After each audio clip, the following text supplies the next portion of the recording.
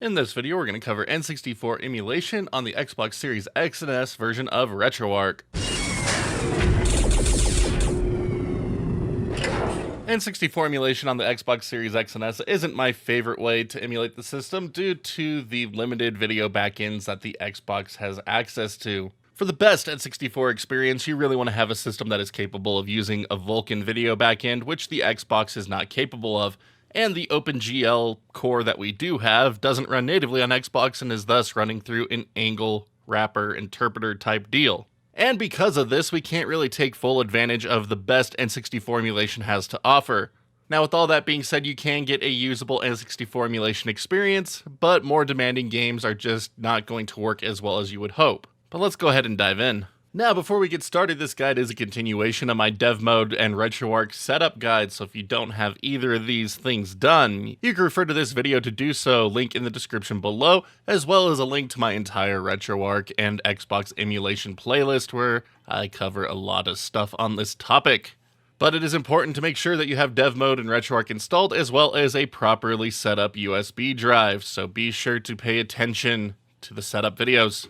So to get started with N64 emulation on the Xbox Series X and S, all you're really going to need are N64 games. If you happen to have a large physical collection of N64 games, I have a couple videos on how to back them up, the easiest one being to use the Retro Blaster programmer. And link to this video will be in the description below, as well as my older Game Shark Windows 98 method for anyone interested. And if you happen to own a 64 disk drive and an EverDrive and want to dump those games, Luigi Blood has made a 64 disk drive dumping tool that can be used with an EverDrive to dump those games as well, so link to this will be in the description below as well. Video on this process coming soon. But as for supported file types, your typical go-tos are going to be .N64, V64, and Z64. If you dump using a Game Shark, you'll get them in .bin, and then of course, N64 disk drive should be in NDD format. It is also worth mentioning that .zip format is supported on N64 emulation as well. But again, here are my collection of N64 games. They're mostly in .z64 format. I got a couple of .n64 formats.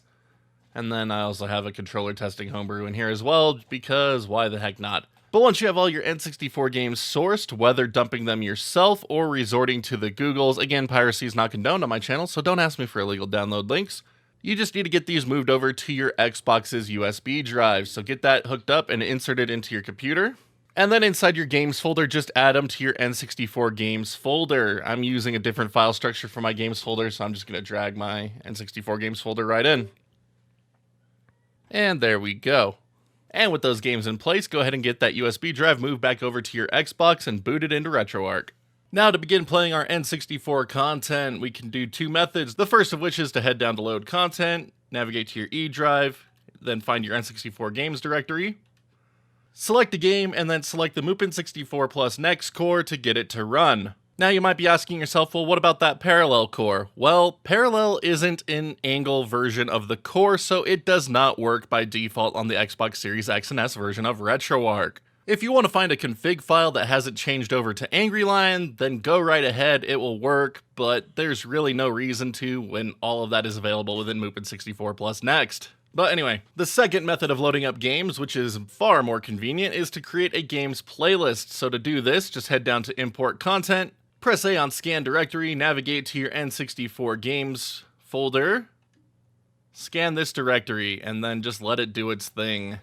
And once the scan's complete, you should have an N64 playlist entry here on the left with your games inside of it on the right.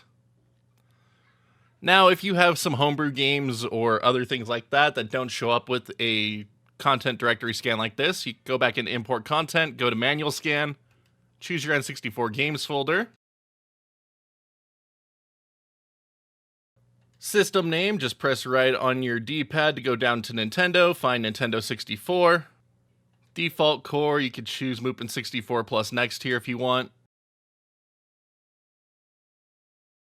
Scan recursively on, just in case you have games in subdirectories, and then scan inside archives on if you have them zipped up.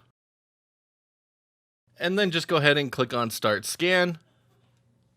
And your missing games should show up here in the playlist. So there we go, there's my copy of Big to Small from the Retro Room Games, as well as Xenocrisis from Bitmap Bureau. Perfect. But again, to play a game, all you need to do is press A on it, and tell it to run. And then select Mupen64 Plus-Next if asked. And here we go, N64 emulation up and running on the Xbox Series X and S version of Retroarch with Mupen64 Plus-Next and its GlideN64 video plugin. Now, if you tried loading up an N64 game and you just got sent right back to the dev mode home screen, chances are you have an updated version of the Mupen64 Plus-Next core. So in that situation, I recommend heading over to your settings, head down to the core option, manage cores, navigate down to your Mupen64 Plus-Next core, so Nintendo 64, Mupen64 Plus-Next, and make sure that you have the core locked. If you didn't have it locked, chances are you have updated it. And if that has happened, you can go ahead and try to restore a backup. One might exist from when you first installed Retroarch, but you could try to restore a backup. And once that backup has been restored, lock the core back down. That way you can never accidentally update it. Otherwise, you are going to be stuck using AngryLion with a config file that I'll have linked in the description below. Now, as we get started with N64 emulation, there is a decision that needs to be made based on how you want to experience it. So heading into the core options, we have two separate RDP plugins to work with. The default is GlideN64, and this is the one that gives you your upscaling and HD texture pack compatibility, at the trade-off of it being a very inaccurate video backend, and as such, a lot of games will have problems with it. The second option is AngryLion. This is a very accurate video plugin, but it is all CPU based, so it is a very demanding video backend. And because of it, games like Episode 1 Battle for Naboo will not run at playable speeds. It also doesn't feature any sort of scaling, so you are stuck at just native N64 output resolution with the upscaling provided by your current output resolution. So could look good in some situations, especially when combined with shaders, but if you are a big fan of upscaling, you're going to probably stick to Glide. But again, a lot of games can be broken with Glide, so you might have to use a combination of both. So we're going to go ahead and start with GlideN64. There are a couple of things I really recommend changing if you plan on using the GlideN64 core. So heading into your Retroarch quick menu, head down to core options, and we're going to come down here to the GlideN64 option here. And we're going to skip down to do a few things. The first of which is to turn on threaded renderer to help with more demanding games. Next, we're going to change this over to 3-point for the bilinear filtering mode. Make sure hybrid filter is on. Come down to copy auxiliary buffers to RDRAM and turn it on. Head down to background mode, change this over to stripped. Now head down to continuous text rex coords, turn this one on to auto. Native res 2D text rex, turn this on to optimized. Turn off less accurate blending mode. And turn on GPU shader depth right. And this will make it so most of your N64 problem games work without issues, such as Resident Evil 2. Characters by default will not appear in that game, but now they will. But once you have everything set, just go ahead and close out of your current content. And it will crash the entire emulator, that's normal. But just to give you that example here is Resident Evil 2. So here we go. As you can see, Resident Evil 2, we can see our characters and play through the game as intended. There are still some graphical glitches, which are just typical of GlideN64. It's not a very accurate video plugin, but at least things are playable. But unfortunately, games like Pokemon Snap are still unplayable using even these settings. As you can see, the pictures are not selectable. You can't really see what's going on in anything in here. And this is something that the AngryLion plugin is excellent for, but we'll cover that more in a bit. And for anyone hoping to play Battle for Naboo at playable speeds, do know that anytime a particle effect happens, it's gonna make it run at a chug. So no, this game is just not a smooth experience on Xbox Series X or S in any configuration. But let's go ahead and cover the remaining core options available to us within Mupen64 Plus-Next and the GlideN64 plugin. So going back into our core options once again, head into the GlideN64 tab here. So our first set of options are for resolution selection. So by default, we are running at a 640 by 480 resolution, but you could crank this up to a higher res. But do be aware, once you crank the resolution up higher, games are going to start having performance issues. So if you get to a resolution that has caused problems, just lower it back down until you get smooth performance once again. And then the same thing with widescreen resolutions. So You go ahead and select one here, and these do require content restarts to get these to show up. So once you have them set, just close out of your content, load back in, and they will take effect. So here's an example of what it looks like running at 1080p with just the output resolution mode selected. Next up, we have aspect ratio. So original 4:3 is what a majority of N64 games run in. There are a couple of anamorphic widescreen N64 games available, so you could choose a wide stretched aspect ratio. So games like 007 The World Is Not Enough, Perfect Dark, GoldenEye, those all have anamorphic widescreen, so you can use this option combined with the in-game options to get a proper 16:9 picture. And the last option available in here is an adjusted widescreen mode. This is essentially a widescreen hack. Results will vary by game. It looks good on some, not so great on others. Give it a shot in your games if you want to try it out and see what you think. Next up, native resolution factor. This is off by default, but it will render games at a higher internal resolution. So this can be quite a performance hit, so you could give it a shot. If it doesn't cause performance problems, cool. If it does, just lower it back down or turn it off completely. And here's what 2x native resolution internal rendering plus a 1080p video output looks like. Next up, threaded renderer. We already turned this one on to help with performance. Does come at a cost of some input lag, but overall not super noticeable in my opinion. Next up, bilinear filtering mode. We changed this to 3-point for having better accuracy. Hybrid filter, leave this one on. Next up, dithering. So this will apply a dithering pattern to the output image. Personal preference on if you want that one on or not. But again, does require a content restart for it to appear. And then we have a couple of more dithering options available. So dithering is really a personal preference thing on whether or not you want to use it. You can experiment with it, see what you think, and if you like it, awesome. If you don't, turn it off. Next up, MSAA. So if you want to try to get rid of jaggies, you can enable this option up to 16 times. Shouldn't cause too much of a performance issue, but if it does, just lower it back down or turn it off again entirely. Personal preference on if you want to use it.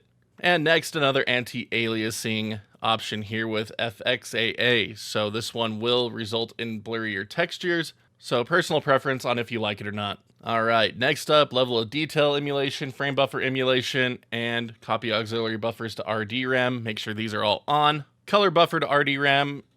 Could leave this one on double buffer. Could also try triple buffer, but shouldn't be too much of a difference. Next up, depth buffer to RDRAM. This is set to software. For more accuracy, you could change it to from memory, but it might cause more of a performance hit on certain titles. Background mode, we already changed this over to stripped for better accuracy. Next up, hardware per pixel lighting. So you can turn this one on or off. Off is going to give you a bit better performance, I believe, but for more accuracy, you can try turning it on, see what it does. Next, continuous text rex cores and native res 2D text rex. We already turned these ones on. Less accurate blending mode, leave this one off. GPU shader depth right, we turned this one on. And cache textures, leave this one on. Next up, we have a couple of overscan options. So if you want to remove garbage data from the edge of your N64 games, you could do so here with pixel selections available for each direction. Next up, max texture cache size. This is set to 8,000 by default. If you experience any games that crash from it being this high, you could lower it down. Next up, texture filtering. So these are just a couple of built-in texture filtering options that you can enable. I believe this one also requires a content restart for them to take effect, so do be aware of that as you try going through and selecting them. Next up, texture enhancements. So you can select a number of texture filters to apply to your N64 games here. Personal preference on if you like any of these or not, but the as-is option will cache textures, so it could be beneficial for certain games. Make sure don't filter background textures is on. And finally, we have a number of options for high-res texture packs. So let's go ahead and turn this one on and cover how to set up a high-res texture pack. So once you have this option enabled, just go ahead and close out of Retroarch. Now pull your USB drive out of the Xbox and move it back over to your computer. So the first step required is to find high-resolution texture packs that are in HTC format. This is what GlideN64 is looking for. These are pre-compiled texture packs that will work with the core. So there is an N64 textures page that I'll have linked in the description below that has a number of textures available, and they are in a variety of different formats, so make sure to look for the HTC format. But you can just go through, choose a game, So I'm using a Majora's Mask 3DS type texture pack for today's example. So once you have your texture pack downloaded, we need to add it to our Retroarch system folder, Mupen64 Plus-Next folder, and inside we need to create a new folder named Cache if it doesn't already exist. And then just drop our HTC texture packs inside that folder and make sure that the game name kinda matches the ROM name. Once in place, go ahead and get moved back over to the Xbox. And now when I've loaded back into Retroarch, we can see that that texture pack has taken effect. But there we go, HD texture pack in action for Majora's Mask here, so very cool stuff. One of the advantages that the GlideN64 core can provide you if you are interested.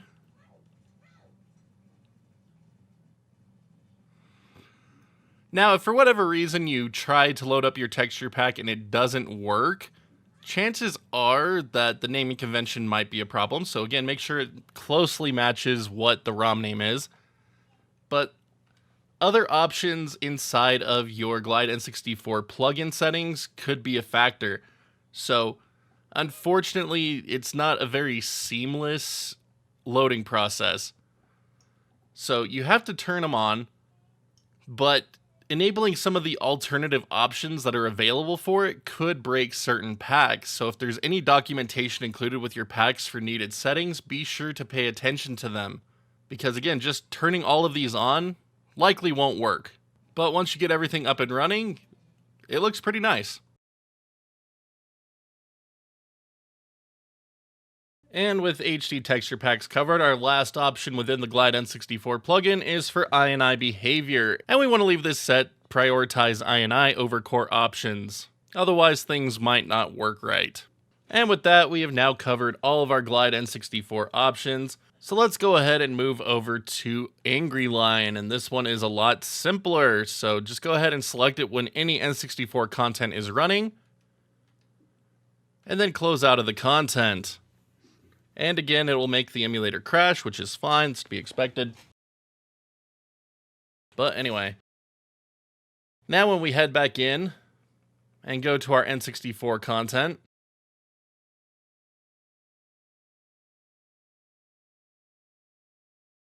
everything just works out of the gate as expected. No additional settings required to be messed with to get games to run. Again, AngryLion is a very accurate plugin, but it is a very demanding one, so there are going to be times where you see some performance dips in heavier titles. But let's go ahead and talk about the options that we do have available for AngryLion. So going into core options, clicking on the AngryLion tab here, our first option is VI overlay, and this is set to filtered by default. So this is your typical N64 video output. You could change this up to remove different effects, and you can even turn off the filtering entirely just to get a raw output of the N64 video.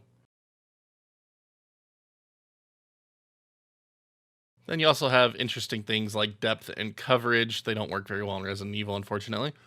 But if you just want to have anti-aliasing to get rid of some of the jaggies, there you go. Anti-aliasing and de-dithering, anti-aliasing and blur, and then of course just the typical filtered output. So personal preference on how you like it. Next up, thread sync level, leave this one on low for best performance.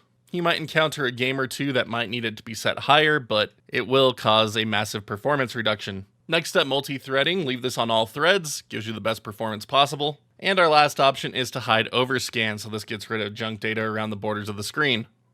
Personal preference if you want to have it on or off. And that does it for our AngryLion core options. So again, AngryLion is my preferred go-to. It just works for everything that you want it to. You don't have to mess with any individual settings. You just set it, forget it, and go. But again, it does come at the expense of no up-resing or HD texture pack support. So again, this is going to be personal preference on which one you prefer. But for me, I just leave it on AngryLion. But now for the rest of our core options. So CPU core, leave this on Dynarec. RSP plugin, leave this on HLE for best performance. But you could also try the parallel RSP if desired. It's a more accurate audio plugin, but it can come at the expense of some performance in certain titles. Next up, frame duplication. I like to enable this option. It makes games seem like they are running a bit smoother, but personal preference if you want to have it on or off. Next up, frame rate. This is an overclocking option for your emulated N64. So in games like StarCraft 64 or GoldenEye 007, where you get a ton of lag based on things pushing the N64 hardware limits, you can enable this option to get a better performance profile out of it. But it can break some games, so do be aware of that. Next, we have VI refresh. This is another one of the overclock options. So if you leave it on auto, it is off, but then you can set it to 1500 or 2200 to enable it. Next up, disable expansion pack. So this does what it says it does. It'll make it so you're emulating an N64 without an expansion pack. Not super useful in most cases, but fun to experiment with. Next, ignore emulated TLB exceptions. You don't really need to use this unless you are playing older ROM hacks. So leave it on don't ignore, but if you're using those ROM hacks, you could turn it on. And next, we're going to skip over the count per op and count per op divider. These are just another set of overclocking options, which are handled more easily with these two. And finally, we have our pack and controller options. So this is where you're going to set different settings for your controller.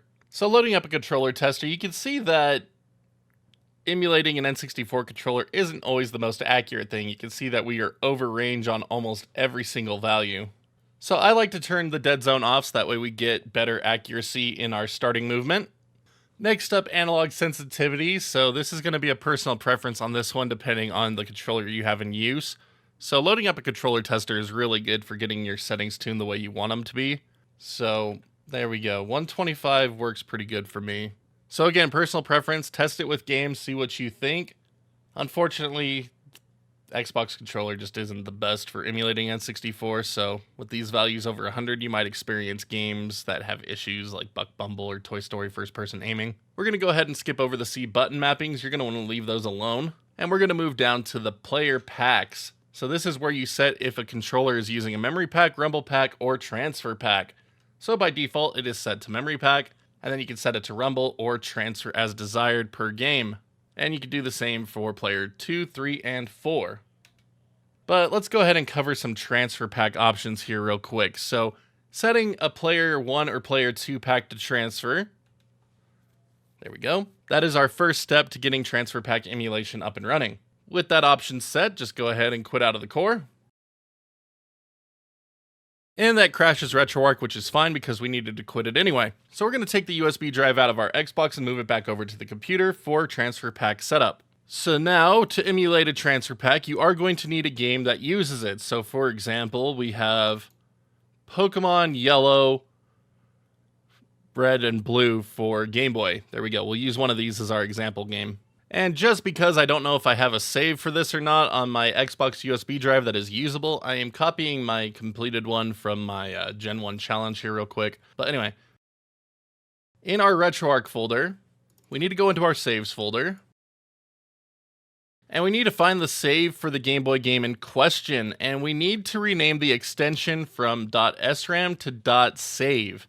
So if you can't see the extensions, make sure that you have file name extensions selected. But anyway, to get these to work with the transfer pack, we just need to come in here.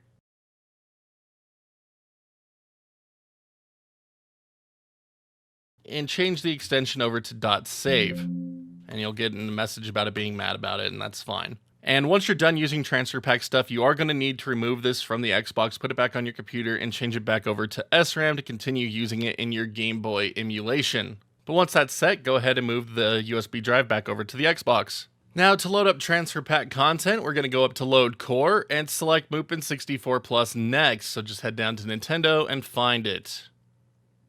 There we are. Now under subsystems, we're going to go down to load transfer pack. And the first thing it's asking for is your save files. So load N64 transfer pack. Now navigate to your save files. That's going to be in your Retroarch folder under saves. And we are going to be using Pokemon Red in the .sav extension. There we go. Once that's selected, go back into subsystems. Now, once you load up the Game Boy ROM associated with that save file, so we're going to click on Parent Directory, head back out to our Games folder, and select the Game Boy ROM associated with it. So here we go, Game Boy Games, Pokemon Red.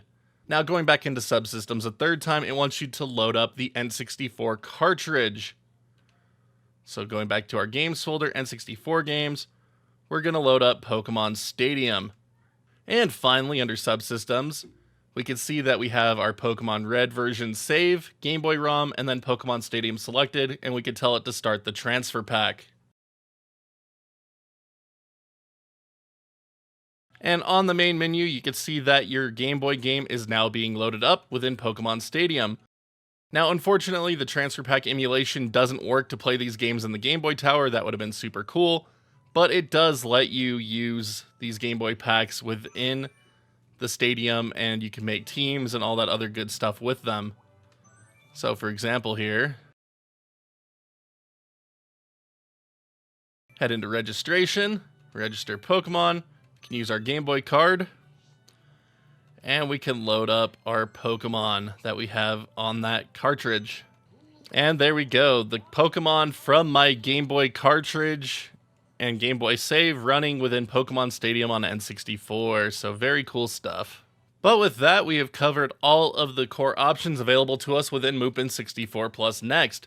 So to save things on a per game basis, whether or not you want to use the AngryLion plugin, GlideN64 plugin, any of the pack or controller options, to set these on per game basis, you head into Manage Core Options and save them as a game options file. That way, every time you load up that one specific game, only those settings will be applied to it and not the entire core. And the last thing I want to cover in today's video is the use of shaders. So again, shaders can make a huge difference, especially when using the AngryLion plugin. So heading into the shaders tab, make sure it's enabled, and then you can begin loading up presets. So I always like to use CRT easy mode, just for a quick, nice CRT effect to apply to my games.